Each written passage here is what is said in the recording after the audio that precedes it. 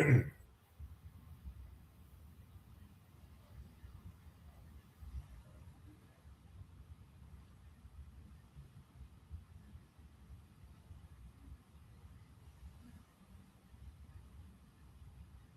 right. Welcome, everybody, to today's TIA live stream, joined by Alex Winston from Expedite All. We're going to be covering contracts, a pretty important topic, especially for what came out earlier today, right, Alex? You want to take a second, introduce yourself, tell us a little bit about what Expedite All does? Yeah, absolutely. Thanks for having me, Jonathan. I am the co-founder and chief legal officer at Expedite All.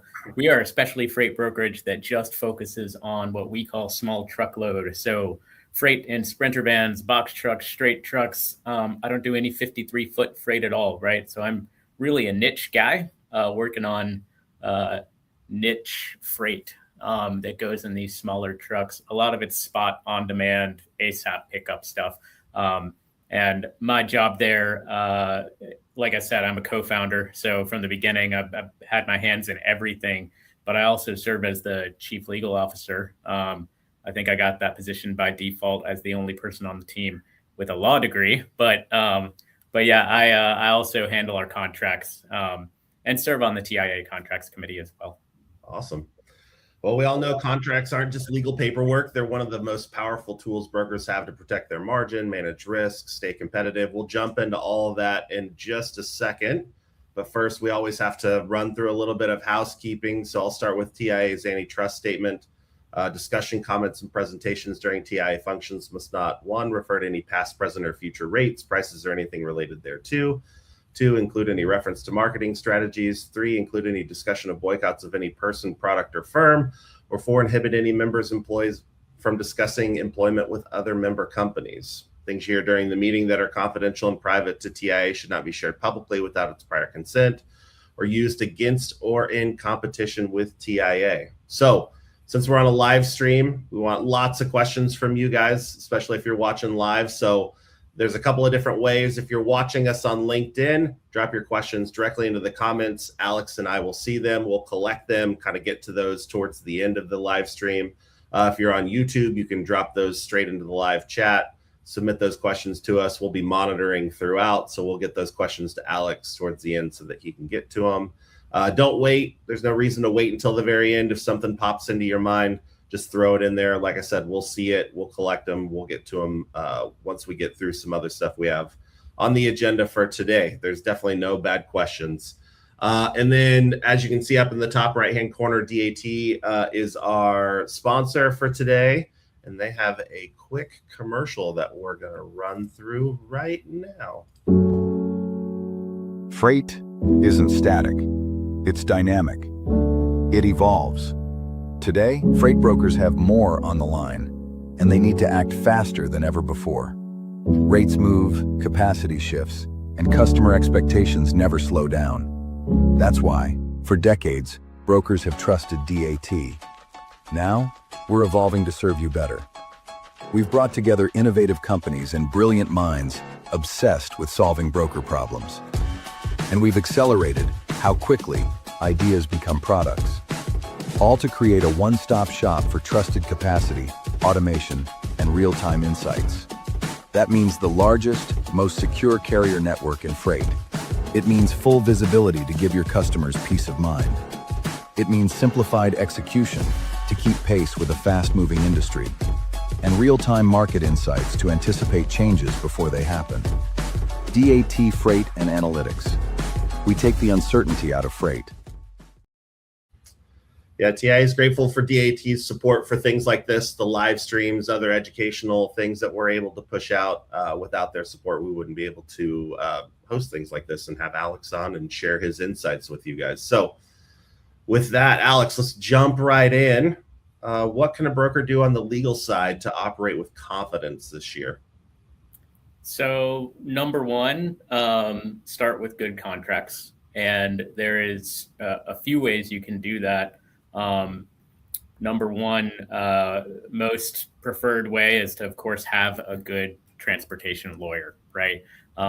So maybe you know a lawyer, maybe you've seen one on a billboard. That's not the one you want to hire necessarily, go get a lawyer who knows transportation. There are actually a bunch of really good ones out there. Some of them even partner with TIA. Some, I know Benesh is a law firm that has sponsored you guys in the past. Maybe they still do. They have a transportation division that does a good job. I've also mentioned before, I've used one out of South Carolina called Mosley Marcinac. They do a great job in transportation, but and find one near you, right? Chances are there's a transportation attorney who specializes in that, has worked with other brokers, has understood their problems, and works near you, understands the law in your state, right? Because some of these laws affecting you are not all federal. Some of them are state by state laws where you need to be aware of what's going on locally as well. So that's option number one, hire a good lawyer. Not everybody can afford a good lawyer. I understand that, right? Lawyers cost money, and they cost money for good reason. There are some shortcuts. Number one shortcut I would take is join TIA. If I was a new freight broker, TIA is not that expensive to join for somebody who doesn't have a ton of revenue. So if you're a new freight broker, you feel like I can't hire a lawyer to do all my contracts, TIA has a bank of contracts that they share with their membership for free. So you can go on there. I'm on the contracts committee. We spend time several times a year updating those contracts, making sure that they look good. And then you mentioned earlier the news today. We actually have a meeting next week. We were planning, regardless of what happens in Montgomery, let's take a look at our contracts the week after, right? We were hoping it would come out this week, but and let's see what we need to change on it. So TIA's contracts are also going to stay pretty up to date on the latest law as well. We don't constantly update things, but it's a pretty good place to go. Go to a contract bank that's done by people who specialize in your industry, right? So we have transportation lawyers on that committee who look at those contracts, in-house people who've dealt with the issues that come up on those contracts. So that's option two. And the cheaper option is probably use the TIA contract, but it's not a replacement for legal advice. If you can't afford it, go get legal advice for sure. And then you can also use TIA to get advice from friends, right? You'll meet people at TIA if you go to their events, and you'll see those people online. TIA has a program called TIA Connect, where it's just an online forum and you can ask questions. So I've seen people ask legal questions on there and actually get really good advice for free just because somebody wanted to help them out, right? So being involved in the brokerage association has legal benefits as well as other benefits. So I'd recommend that if you feel like I can't spend tons of money on a lawyer to do all my contracts, right? Yeah. I mean, are there specific things brokers are overlooking that cost them when it comes to, contracts and agreements and things like that? Yeah. So if you have contracts, that's great, right? Make sure they're good contracts. And so some common things that I see brokers doing in their contracts that don't make sense, right? Or maybe they're missing. I'll see agreements with carriers that don't address accessorials at all, right? And these unforeseen fees and charges come up all the time. And it's basically having a contract that's going to start an argument later. So let's get it out of the way beforehand. How do we handle accessorials? That's one. I see sometimes no back solicitation clauses, which brokers should put in place with a carrier to make sure that you're not going to go to my shipper if I put you on a dedicated lane and say, hey, work with me instead, right? So you need a back solicitation clause, a no back solicitation clause. And you also need to make sure it's enforceable and it has teeth. So I see people sometimes they'll have that non-solicitation clause. They won't have any damages built into it. And then they'll have a blanket consequential damages waiver. What does that mean? It means that only direct damages are going to be collectible if somebody breaches that non-solicitation clause. Well, what are the damages if somebody back solicits on you? If a carrier goes to your shipper and steals your business, it's lost profits. Those are consequential damages. So if you have a blanket consequential damages waiver that says, hey, neither party can ever get consequential damages, which I see it all the time. People just like copy and paste this from Google or something. I need a contract, right? Give me all the basic provisions. And a lot of contracts do have blanket consequential damages waivers, and they're fine. But if you have something like a non-solicit, you're going to need to make sure that your damages work for you, and you don't end up in a situation where you've lost a customer and you go to a lawyer and say, hey, I lost hundreds of thousands of dollars in revenue because this carrier back solicited me. And they look at your contract and say, well, you can't collect any of that. Sorry, right? So things like that, make sure that you have everything figured out up front on insurance as well. You want insurance provisions in your contract, not just checking them before you send a load. Make sure the carrier knows what's going to be expected of them. But yeah, those are the common things I see that people overlook. Yeah, I mean, are there things just right off the top of your head that you could list that would proper contracts that you were just running through would save people money, protect their margins, that kind of thing? Yeah, like I said, I mean, the number one thing was making sure that all the potential costs are talked about beforehand, right? That there's not some surprise out there that the carrier says, no, you owe me more money, that they're not able to hold freight hostage and demand more money. That's something that happens from time to time.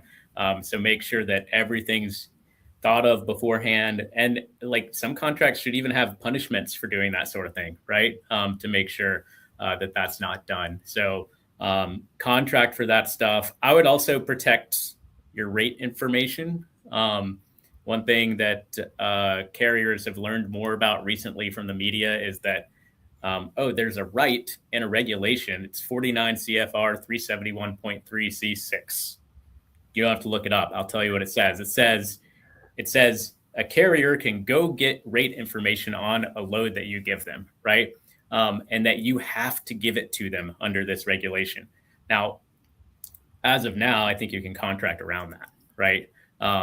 There's been some discussion about whether you should be allowed to contract around that, but today you can contract around that as a broker. So make sure you're protecting your rate information as well, so carriers don't really do that.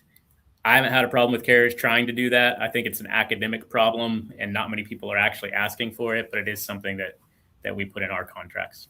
Yeah. For those brokers out there that are moving a lot of spot freight, how can they move from spot freight to contract freight? So you need dependable low-cost capacity, right, is what you need. And so sometimes that just takes a lot of time and experience to build. I'll be honest, I don't do much contract freight at all. Like I said in the beginning, we're really focused on small truckload. A lot of that is expedite spot freight. I do occasionally get some that are like, hey, we'll do this with you every day for, $600 or whatever, right? But as far as long-term contracts, it's really not my business. So I'm probably not the best to comment on it, but understand costs really well, understand the market really well. And this is actually something TIA can help you with and your fellow brokers can help you with. And make sure that you know what you're getting into with that stuff, right? Because it is easy to get into a contract that's not profitable, right? Yeah. I mean, so much changes so fast in the industry. So what's some things that you've seen that are different in 2026, even from just last year in 2025? So 2026, and it's not just freight, it's everywhere. I think that people have accepted that AI is not going away, right? AI is not a fad. You can't ignore it and hope it goes away. And if you do ignore it, you probably won't be employed too much longer, to be honest with you, because chances are people who do the exact same thing you do are figuring out how to do it more efficiently with AI tools, right? So, and it's great, right? There's a lot of good technology coming out of that, a lot of not so good technology coming out of that as well. One thing I would be careful about is data, right? So because it's so easy to spin up a software application now, If you have access to good data, you can become a competitor of a very established company pretty quickly, right? It used to take a whole lot more capital than it does now. And so if you are an established brokerage, and you have tons of data on carriers and shippers and rates and all that sort of stuff, and you see awesome, shiny things out there that will help your business be more efficient. Like, yes, go get awesome, shiny things that make your business more efficient. Maybe even build some in-house, right? It's not that hard to do these days. But be very careful about what's happening with your data, because your shiny thing could become your shiny competitor, and use your data against you in the future, right? All services, not just freight brokerage, are getting easier and easier to do with less and less human capital, and just data and good tech, right?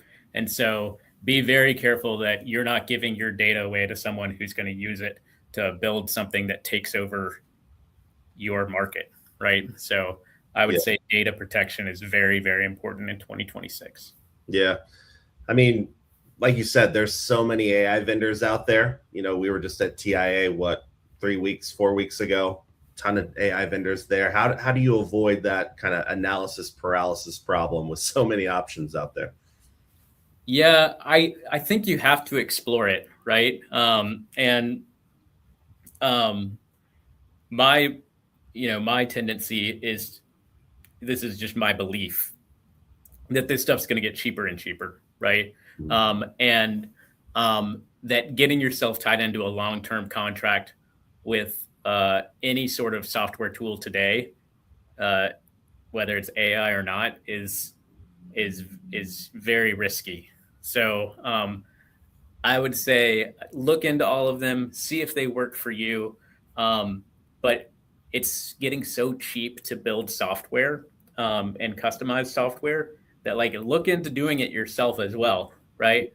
What cost $1 million 10 years ago might cost, a month's pay today, right? Or less, right? So you think about the way things have changed, and the way things have changed so quickly in the last 6 months to a year. My tendency would be, be very careful about getting into any kind of long-term contract with a software provider or an AI provider. I think 8 out of 10 of those AI providers are probably going to disappear over the next year anyway. So be very careful getting into a long-term contract with them, and becoming really reliant on them. Learn it yourself. If you have time to learn it yourself, make sure you understand exactly how it works, and that, you feel comfortable with what they're selling. The other thing to be careful with third-party AI off the shelf is maybe it doesn't fit what you do, right? Maybe it does need to be pretty highly customized. And there is a chance that, like, all of the customization work is pretty much on you, right? Because there's a chance that whatever you tell them is really an AI prompt anyway, right? To try to fix something. So I would be very careful about long-term contracts is the main point there. Yeah. I mean, a lot of TIA's members, right, probably don't have in-house counsel. So how can they stay current on legal and contract issues as they pop up? So I get emails from multiple firms and people about the latest issues. This might be bad. I get some news from LinkedIn. And so maybe, I guess it's better than Facebook, right? But yeah, like, follow some people on LinkedIn who talk about this stuff. Like, I follow a good number of, I would call them like transportation lawyer influencer types, right? And then I've signed up for certain law firms updates as well. So actually, if you go to a lot of law firms' websites, if you just Google, hey, transportation law firms, you can sign up for email newsletters about certain issues, and they will send you newsletters about certain issues, which it's not often you get free advice from real lawyers. So take advantage of that for sure. certainly I see him come from TIA as well. Chris Burrows emails me fairly frequently, and I appreciate it. And he has good stuff, right? TIA has good stuff. They're paying attention. They're up there. They're in DC. They're paying attention to what's happening on the Hill, and even participating in it. So they can tell you, here's what's going on. Here's what we think about it. Tell us what you think about it, which is nice. And come help us change what's going on up here. They even give you an opportunity to go up there once a year and talk to Congress. So, you have the ability from TIA not just to get the news about what's going on in the law with transportation, but to participate in the process if you really want to. It's something I do every year. Come up to DC and meet with my congressman. Is always nice enough to meet with us and listen to us. And he's apparently not powerful enough up there, but because he hasn't changed anything for me. But you can participate, and I would encourage everyone who has the means to come up to DC with us. Usually it's like September or October every year. Yeah, Policy Forum this year, mid-September. You can go find more information about it, how to sign up. All those things are at TIA's website. So, Alex, I've got a couple of questions that have come in here from the audience. So what's the single most common contract mistake you see brokers making, and what does it actually cost them? So the number one is actually one I've already talked about. And the reason there was a form contract a long time ago that made this mistake. And it was the one about having a consequential damages waiver on your entire contract that basically says, look, here's what that does. Your confidential information is no longer very well protected because usually the consequences or the damages that you get when somebody takes your confidential information and misuses it are consequential. So if you blanket waive consequential damages, they can take whatever information you give them and use it against you. And there's really not much you can do about it other than go get an injunction. You can't get your money back, right? Same with the non-solicit provision, right? The no back solicit of your shipper. So that's the number one thing. If you're using an old form contract that you got from somewhere, you're not sure where,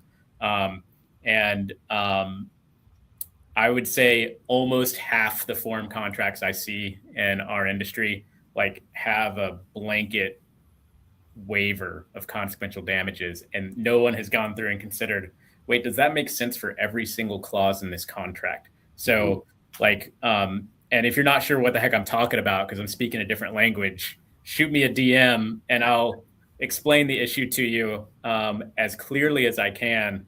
And if you still don't understand, ask ChatGPT or something. But I could always give you a clause as well to work with. But you'd have to know which provisions are we going to carve out. Mm-hmm. And so I spend a lot of time just making sure the proper provisions are carved out whenever we have one of these form contracts come in. Mm-hmm. Next one on here. When a carrier or shipper pushes back on contract terms, what's your advice on where brokers can hold firm versus where there's a little bit of room to negotiate? Okay. So the things where you want to be careful are what I would call the things that could end your business, right? And it's really a business decision more than a legal decision a lot of times, right? So if some shipper is saying to you, look, hey, I need really strong indemnification and you're going to hold me harmless if anything goes wrong out there, right?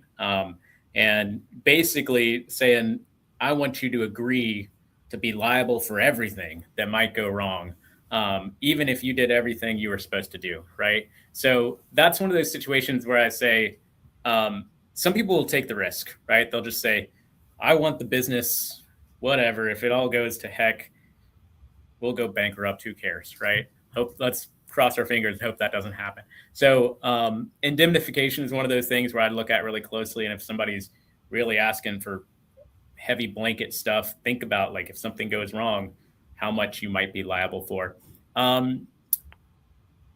Cargo liability caps are one of those things that I'll sometimes be a stickler about. And I just explain to them, look, I don't want I don't want uninsured risk, and you don't want uninsured risk, right? And here's our limits, right? And so unless you tell us, here's the value of the freight, then this is the cap, right? So a lot of shippers will say, we want you to be liable for all cargo damages, regardless of the amount, even as a broker, right? And just make sure you understand, what are my carriers, what are they required to carry? Most brokers, they're requiring the carrier to carry $100,000, right? And so, so cap it at $100,000 and say, if you want more than that, tell me the shipment is worth more than that, and I'll go see if I can get more. But I'm not going to just be liable regardless of whether you tell me what the value of the freight is. You can't give me $1 million load, expect me to be liable for it, and not have any idea that that's what I'm being held liable for. So that's another one. You do, especially with carriers, sometimes get some back and forth on restrictive covenants and that kind of stuff. All that stuff usually works out fine. But really the big ones that I look at are, where are we getting potential big liability that puts the company in a situation where it has to shut down because we just got too much liability and we can't do anything about it, right? So that's where I'd be careful. Yeah. Next one here. What's the difference between a contract that just protects you legally versus one that actually helps you stay profitable? I think that I don't really separate the two, right? So, legal protection helps you stay profitable, in my opinion, right? So I would say there's no difference. Some of them are more money related, right?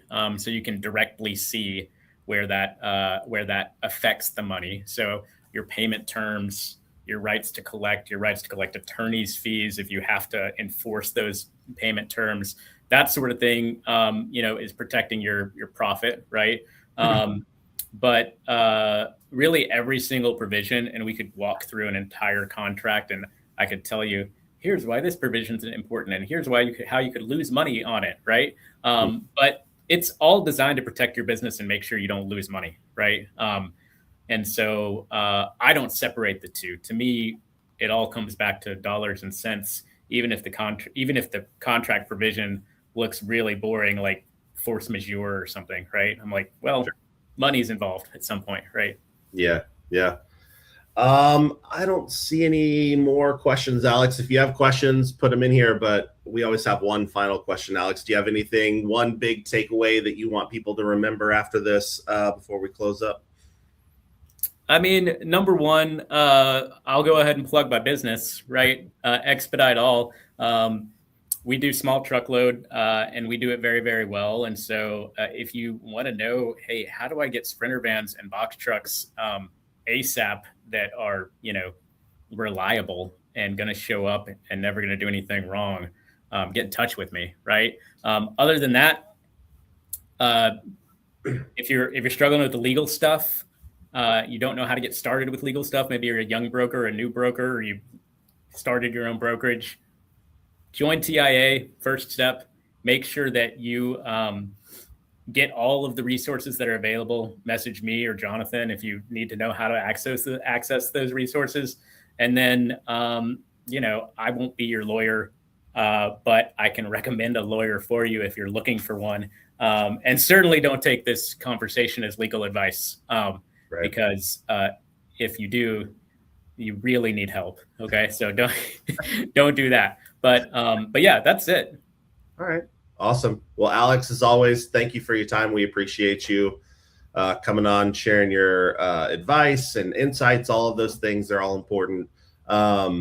So just so everybody knows what's coming up next week on Tuesday, we'll be back with another live stream. We've got Lori Zalak from Descartes, Danielle Spinelli from Genlogs, Winnie Wilson from Megacorp, and Lindsay Schumacher from Truckstop. They're going to come on and talk a little bit about strategic cargo theft and things to keep in mind as we move forward into the summer, as well as many more things in the coming weeks. Thanks again to our sponsor, DAT. They'll be here all month long through May. They've got a topic coming up that's important to them in a couple of weeks as well, so make sure you tune in for that. And otherwise, thanks again, Alex, and we will see you guys next time. Thanks for having me, Jonathan. Yep.